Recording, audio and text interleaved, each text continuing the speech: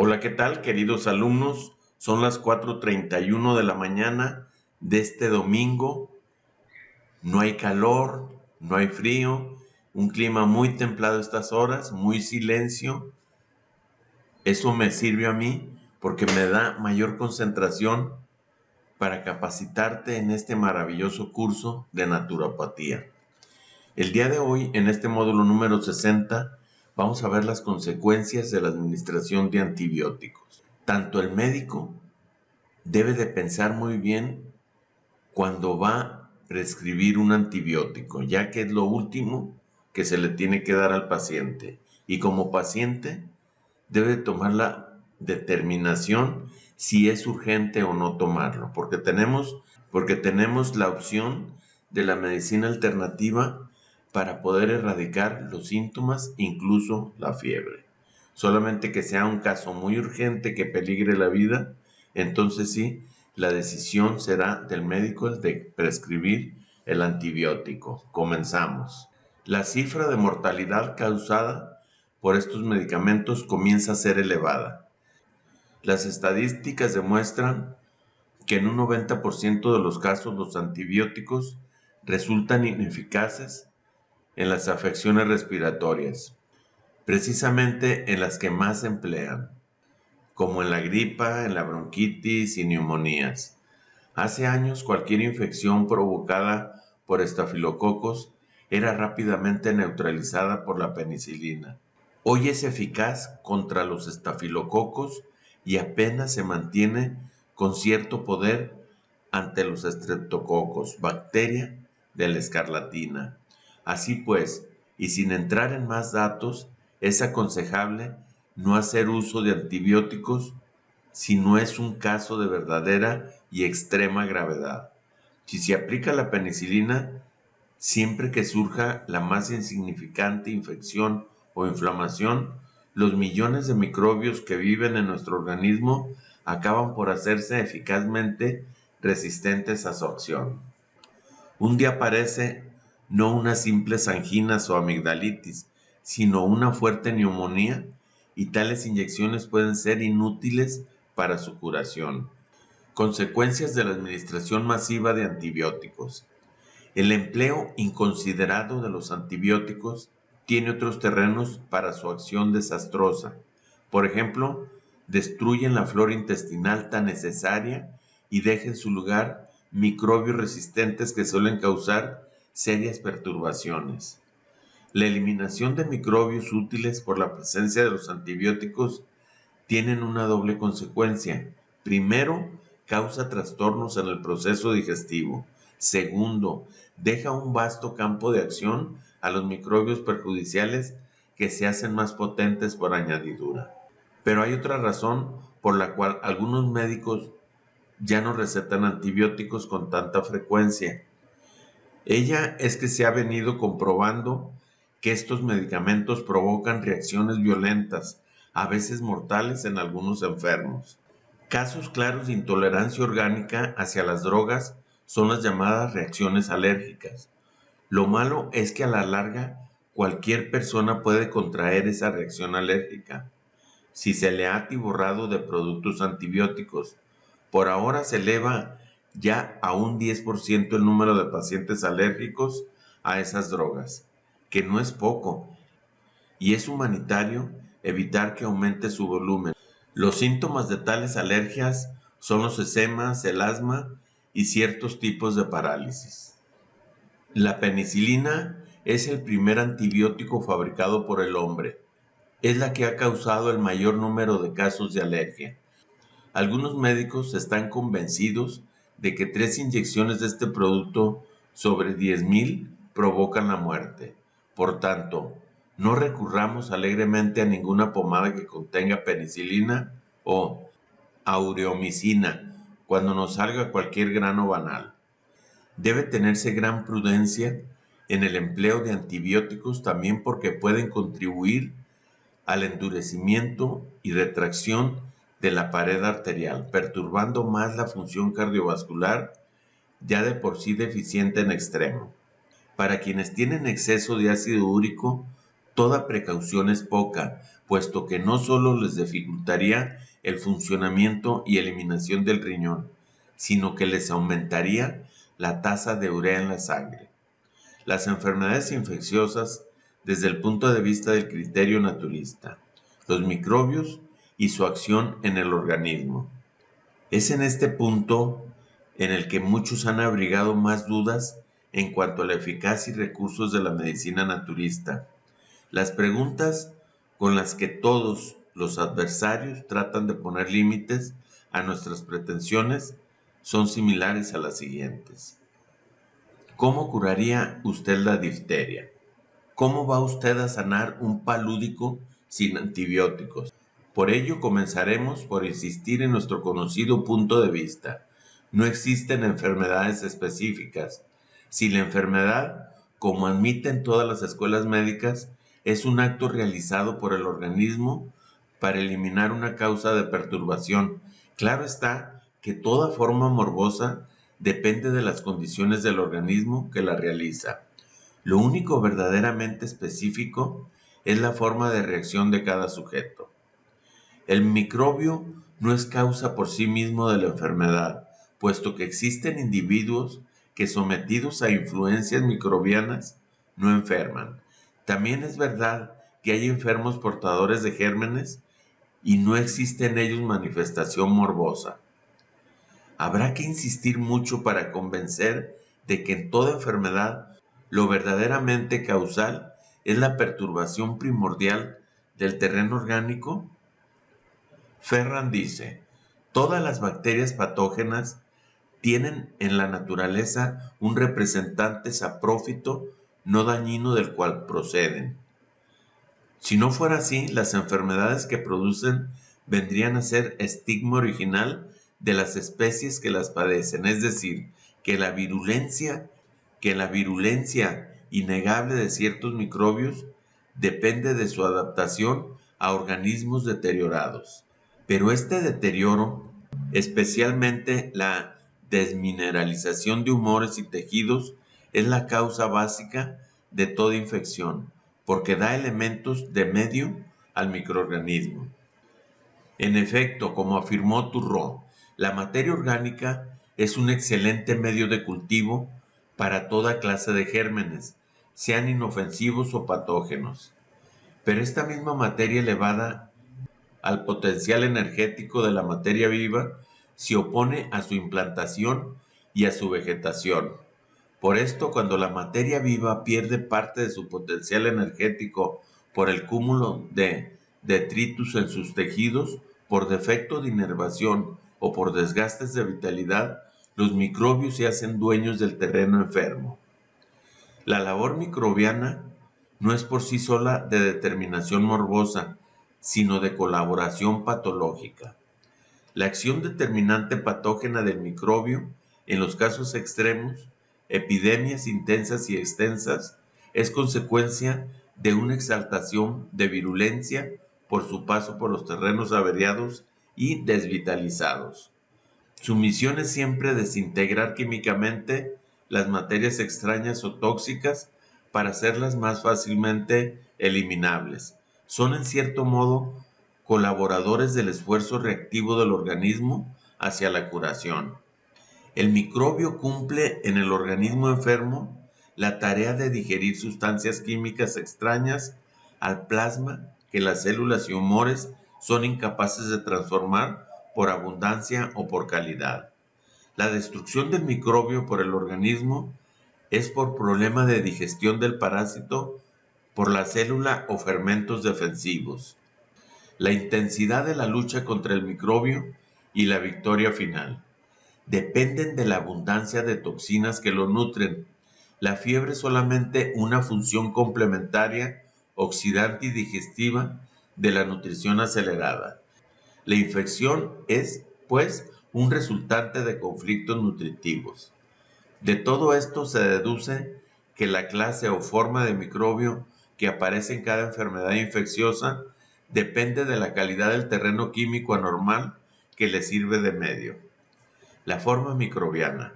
Las bacterias constituyen especies botánicas bien determinadas, pero existen muchas dudas en cuanto a su número y forma. Los biólogos se debaten entre dos extremos.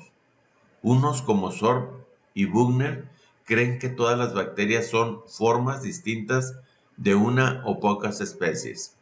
Otros, como declara Lauestein, han llegado a admitir más de 2000 razas de bacilos causantes de la tuberculosis, procedentes solamente de mamíferos.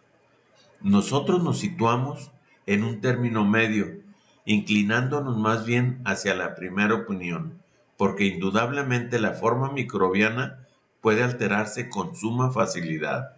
En efecto, la relación entre la superficie de absorción y el volumen de la célula, en este caso microbio, cambia de acuerdo con el aumento de tamaño y la escasez de alimentos. El volumen crece en proporción más que la superficie, y considerando que la esfera es de todos los sólidos el que tiene menor superficie en relación con el volumen, comprenderemos que el alargamiento es el único procedimiento para conseguir la mayor superficie y por lo tanto la única manera de garantizar la nutrición de ese volumen. Esta es la razón de los cambios de forma de los microbios. Unas veces son redondos como los cocos, otras veces alargados como los bacilos y otras presentan esas formas de transición tan variadas como en el caso del bacilo colérico. En el fondo es un problema de nutrición, como ya hemos visto, sin que esto quiera decir que no deba administrarse ciertas especies bien definidas que cultivados en estado de pureza conservan su forma indefinidamente. La infección, acción conjunta del organismo y los microbios. Los cambios nutritivos de las bacterias producen en el terreno sobre el cual vegetan una serie de transformaciones que se traducen en el cúmulo de ciertos productos tóxicos, tomaínas, toxinas, proteínas, toxialbúminas, entre otros. Esto explica la acción tóxica e inflamatoria de las bacterias per se, a la cual responde el organismo afectado produciendo otros fermentos defensivos y la exaltación de la fagocitosis de los glóbulos blancos.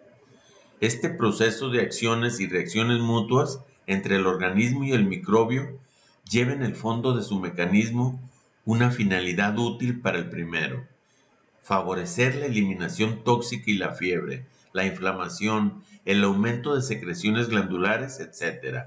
No es propiamente un conjunto de reacciones contra el microbio, sino las manifestaciones de los mecanismos generales de defensa orgánica.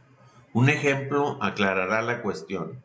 Sin un líquido azucarado que sirva de terreno, no lograríamos determinar una fermentación alcohólica sin el Saccharomyces o fermento alcohólico que la realiza tampoco. Sin embargo, si ocurriera, podríamos con los dos factores y determinadas condiciones de temperatura, contracción y aireación.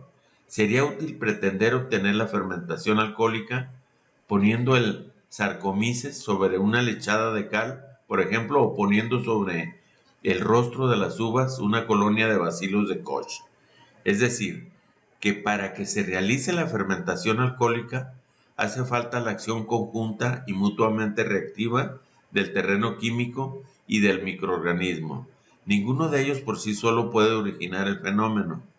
Por lo tanto, no podemos decir que el Saccharomyces es la causa del alcohol, ni tampoco que el bacilo virgula es la causa del cólera, por muy exaltado que se encuentre.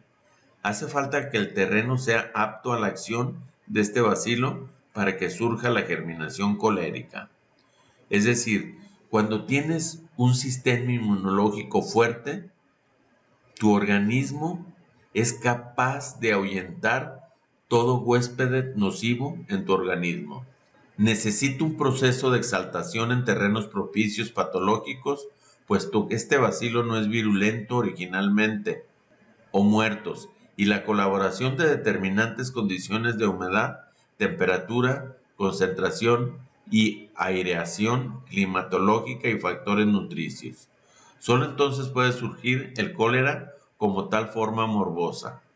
En resumen, para que un organismo sea infectado, es necesaria la concurrencia de tres condiciones: que el microbio haya una puerta de entrada, bien por lesiones grandes o pequeñas de la piel y mucosas, o bien a través de grandes glándulas y epitelios; que llegue a un tejido o humor alterado, intoxicado o falta de tono vital; finalmente, que haya una disminución de resistencias orgánicas, bien por fatiga, mala nutrición, traumatismo, etc.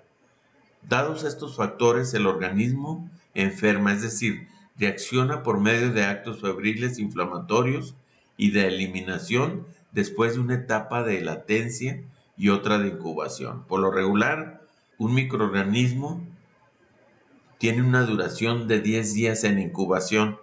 Después, pasados esos 10 días, ya viene la cuestión patológica, ya vienen los síntomas.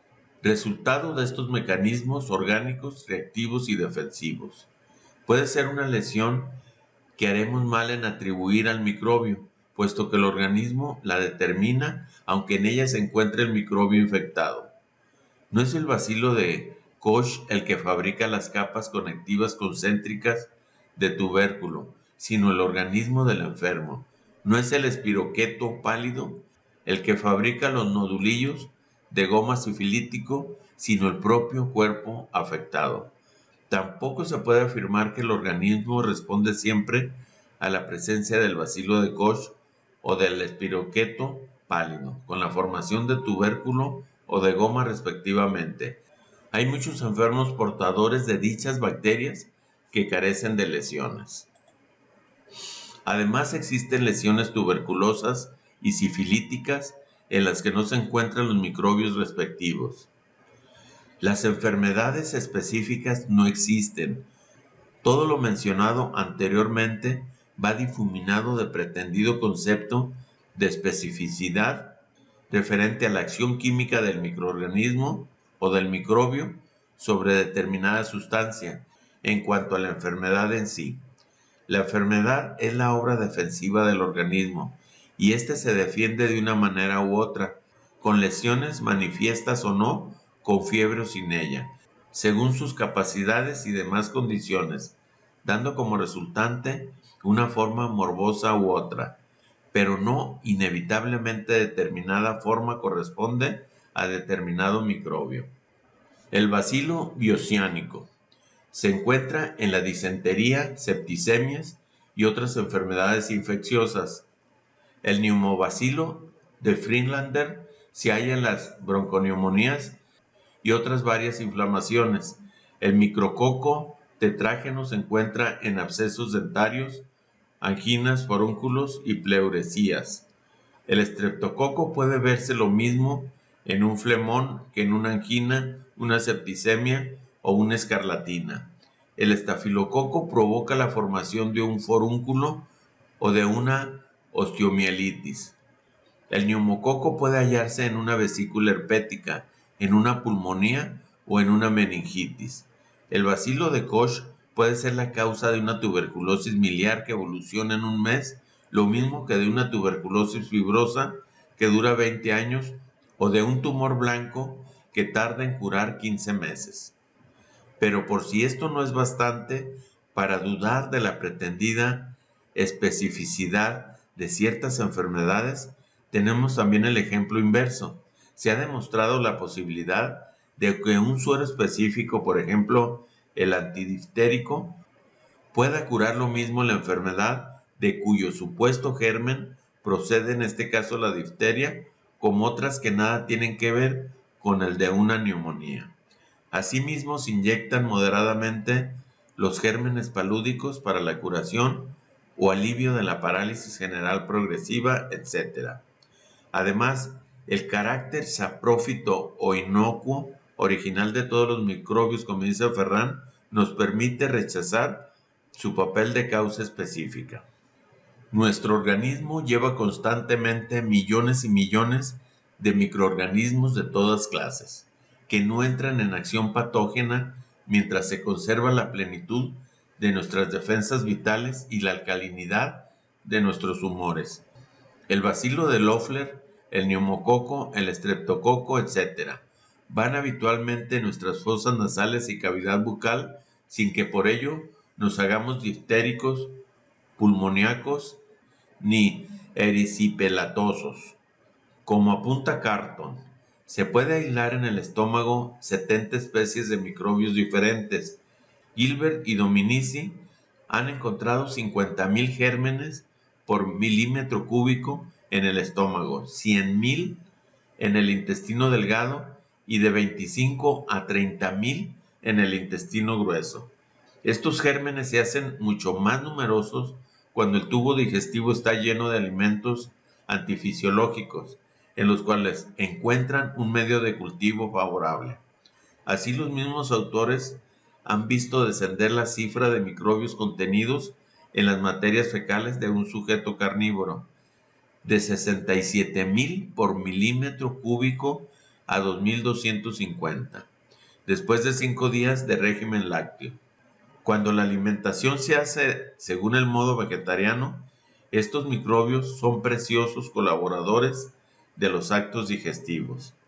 Pero por el contrario, en presencia de alimentos antifisiológicos, sobre todo de la carne, engendran tomaínas, ácidos, cuerpos aromáticos fuertemente tóxicos que provocan una parálisis de las reacciones protectoras y, como consecuencia, la transformación de los gérmenes saprófitos en patógenos.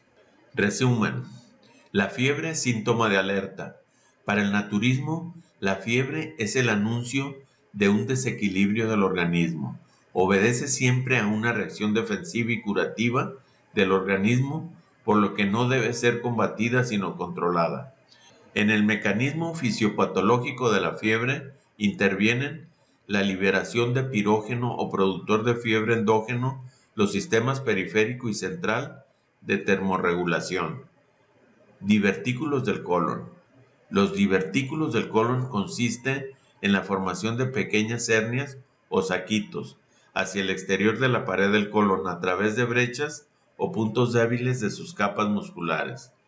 La gran mayoría de los pacientes con enfermedad diverticular no tienen síntomas, aunque con el paso de los años existe un porcentaje de riesgo de padecer complicaciones o episodios agudos de inflamación e infección. Las formas asintomáticas o con molestias leves no requieren en general tratamiento. Se procurará una alimentación rica en fibras. También conviene favorecer un ritmo intestinal que evite el estreñimiento. Los radicales libres, una revolución en las vitaminas. Los radicales libres son moléculas o átomos a los que les falta un electrón. Por ello, intenta capturar ese electrón en el organismo, pero de forma agresiva. Si el radical libre daña el núcleo de la célula y afecta al propio material genético, la célula degenera y se transforma en una célula cancerígena. Una dieta demasiado acidificante, la contaminación y el humo del tabaco, las radiaciones ionizantes y las ultravioletas incrementan la cantidad de radicales libres en nuestro organismo. Un gran incremento en el consumo de vitamina A, C y E pueden neutralizar la proliferación de los radicales libres del organismo y, por lo tanto, prevenir enfermedades en las que intervienen radicales libres, como cáncer, enfermedad del aparato circulatorio, reumáticas. Los excitantes modernos, los alcaloides. Los alcaloides son compuestos proteínicos que poseen una complejidad molecular moderada que producen varios efectos fisiológicos en el cuerpo. Tienen doble solubilidad en agua y en la materia grasa, por lo que pueden penetrar fácilmente en todos los medios de los tejidos humanos. Ahora el aprendizaje estuvo súper porque nos capacitamos para no seguir tomando antibióticos, para no seguir envenenando nuestro cuerpo. Y cuando terminemos este curso, vamos a tomar las determinaciones de aconsejar a nuestro paciente para que evolucione su organismo positivamente. Y además que no se den tratamientos invasivos como es la quimioterapia, la radioterapia o los antibióticos. Nosotros, ustedes, vamos a ser capaces de combatir cualquier enfermedad con inteligencia y con sabiduría. Soy tu amigo y servidor, el doctor Mario. Que tengas un feliz domingo o cualquier día de la semana que veas este vídeo. Yo me entrego especialmente para ti, para que te capacites y seas un gran terapeuta. Hasta luego, soy tu amigo, el doctor Mario Ricardo. Bye.